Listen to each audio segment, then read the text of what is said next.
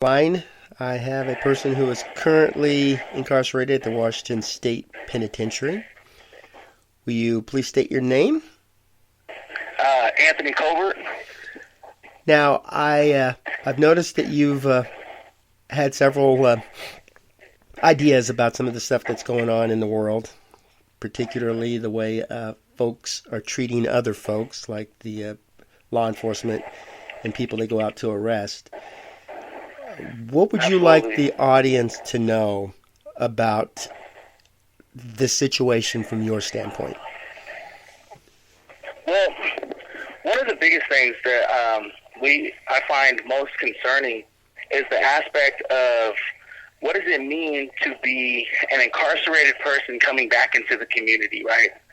And in light of all the events of things that are happening to individuals out in the community that are community members that are non-released incarcerated individuals, there's been becoming a major concern about the handling and individuals coming out that have a criminal record, right, that have paid their penance to society but can still be viewed as the person that is on paper and not so much the person that they became.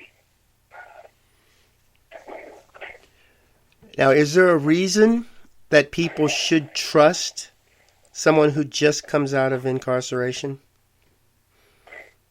I would say that one of the biggest things is that people are only able to see what they're given, right? So the media will sometimes show a depiction of what people that are incarcerated are doing or capable of. You'll see things perpetuated about some violent stuff that happens to those that are incarcerated, but you never really get to see the aspect of the positive side of people incarcerated and what happens when they graduate or what happens when they get involved with programs that sometimes shift and change the environment in which they live in.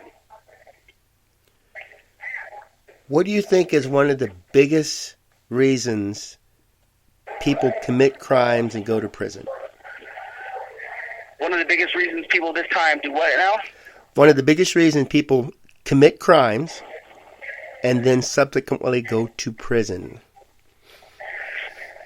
A lot of the times it comes from lack of understanding of their own environment, because people commit crimes because they're either, one, they are unable to achieve things in the normal fashion. And when I say normal, I just mean having the opportunities that others have.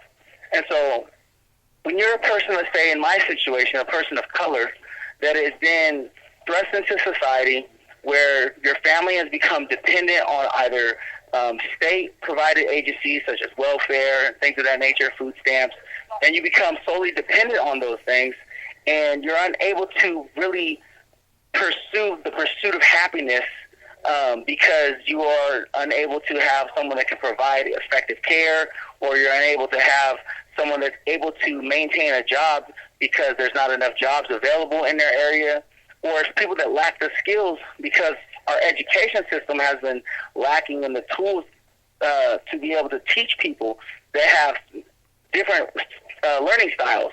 And so when you have someone that comes out of an environment like that, they tend to go for what they see is in their environment.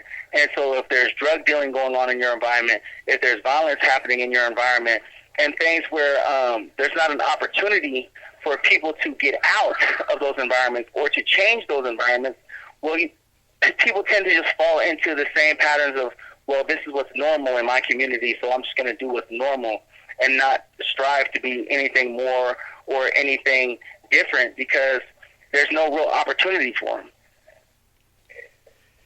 Now, I remember I posted about incarceration once, and I was more or less saying that people who are incarcerated could have a bad childhood, or maybe they were in a stressful situation. And the response was, so it's our fault that these people are locked up.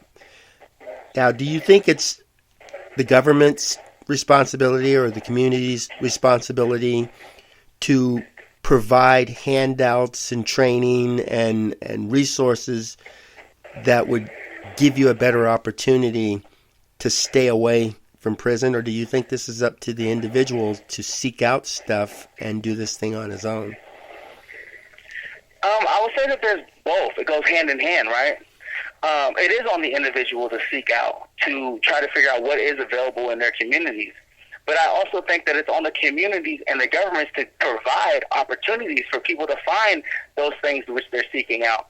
Because if people are seeking and they're not finding nothing that they can utilize to help them get to where they need to go, well, then our communities have failed, because there hasn't been an opportunity for this person or these people to be able to find the necessary things needed to be more constructive and to be more prosperous within their own communities. And so it does go hand in hand, right? It's not, the burden isn't put on primarily one or the other.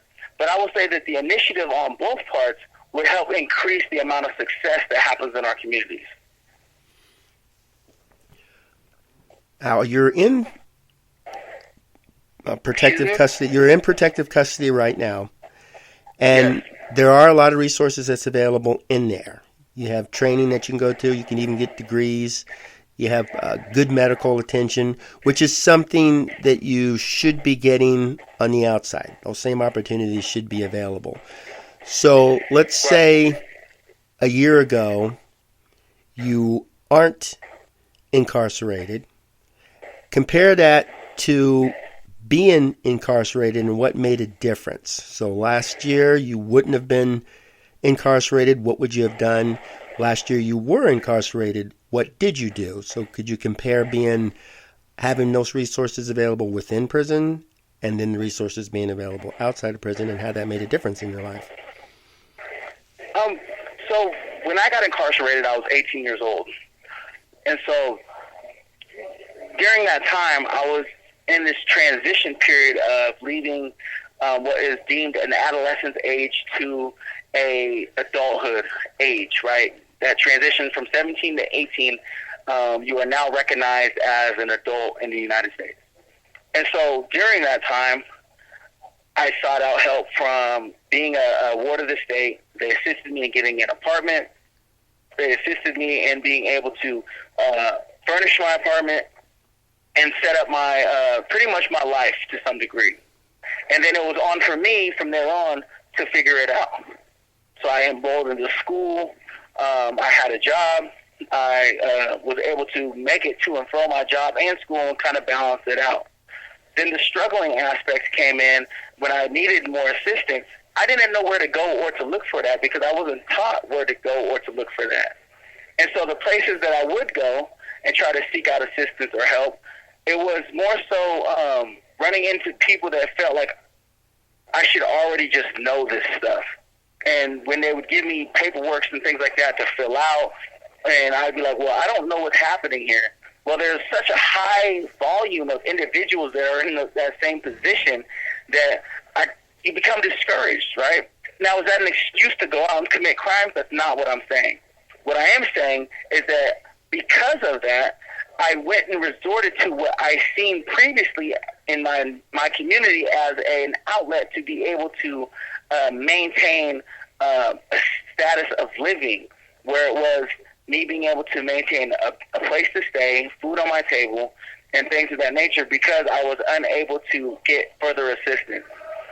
Being an 18-year-old kid, both trying to work and go to school to create something, there are a lot of people that are able to do that. But if you think about it, the majority of people have assistance. I didn't have assistance from family and things like that to lean on. It was just me by myself. And once again, I don't want it to sound like, oh, it's an excuse to just go and do whatever I wanted to do. I did make the choice at the end of the day to be like, you know what, I know an easier route. But that choice came in light of not being able to have a sufficient place to go to get assistance. Now, being incarcerated, it changes that, right? Because everything is given to you. I don't have bills I have to pay. I don't have a commute that I have to make back and forth to and fro work. And so it's one of those things where it's like your jobs are provided for you, your food's provided for you, your housing is provided for you. So what is it that you have time to do in here? I have time to learn to educate myself because of the reduced cost rates to being able to educate yourself. I have time to be able to really become more effective with, my education and being able to develop who it is that I want to be, because that's allowed. But the downside is that because of my time structure, I wasn't given the same opportunities as somebody that had less time as me. And so I had to carve my way into these programs and into these opportunities without any real assistance. And then as time progressed, when you create a familiarity with staff, administration, and things like that, they become more receptive to the idea of someone that's outside of their spectrum of 10 years or less to participate in these programs. It kind of creates a movement to where they allow more people to be a part of it. But my biggest concern for that is that because they don't allow it for so many people, we have young kids that come in at 18 years old, 19 years old, with 60, 70 years that can't participate in any of these programs, that are left to just essentially run the streets or move around the facility with nothing to do.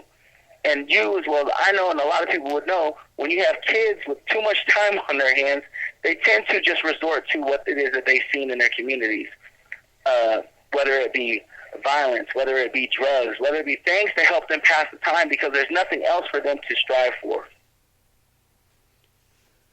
Now, let's say a legislator came down to meet with you to get some ideas on what can be done to help give these young folks something to do and keep them out of trouble. What would you suggest to the Washington State legislator to help prevent a crime being committed? I think the number one thing that's going to help a lot of the youth in here is understanding that the community hasn't given up on them. There needs to be more community involvement with the incarcerated population. Like I said, just because you're 18 years old, that doesn't make you an adult. Just because you have committed a crime doesn't mean you understand what you have done.